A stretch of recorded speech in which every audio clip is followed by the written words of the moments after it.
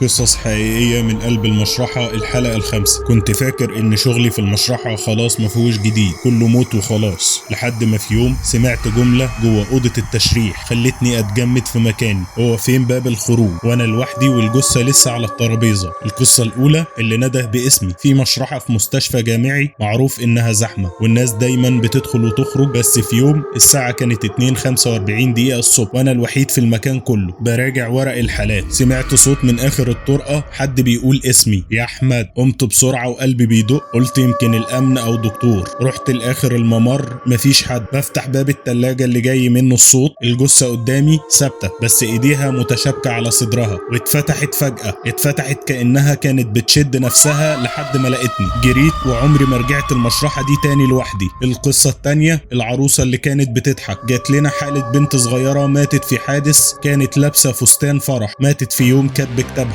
بعد ما سجلناها لاحظنا حاجة مرعبة، كل ما حد يدخل الأوضة يحس إن في ضحكة خفيفة بتتقال من ورا الجدار. مش مرة مش مرتين، 3 موظفين سمعوها. وفي مرة عامل التشريح حلف إنه هو بينظف مكانها شاف الجثة بتبتسم لحظات بسيطة وبعدين رجعت طبيعية. الموضوع اتكرر لمدة 3 أيام لحد ما أهلها جم واستلموها، ومن يومها الضحكة وقفت. القصة الثالثة، الجثة اللي قالت هو فين باب الخروج. دي أكتر جملة مرعبة سمعتها في حياتي. كنت بنظف أوضة التشريح لوحدي ومفيش ولا كيس جثث مفتوح، كل حاجة متقفلة، المكان ساكت جدا. فجأة وانا رايح اخرج سمعت صوت رجالي تقيل بيقول هو فين باب الخروج. وقفت مكاني، الصوت كان جاي من ناحية الترابيزة اللي عليها جثة محروقة بالكامل. الصوت اتكرر تاني، فين الباب؟ خرجت جري وسجلت اليوم ده كأجازة مرضية. الدكتور المسؤول لما حكيت له قال لي مفيش باب خروج هنا، الجثث بتدخل بس. في المشرحة الأصوات مش دايما من الناس الأحياء، وساعات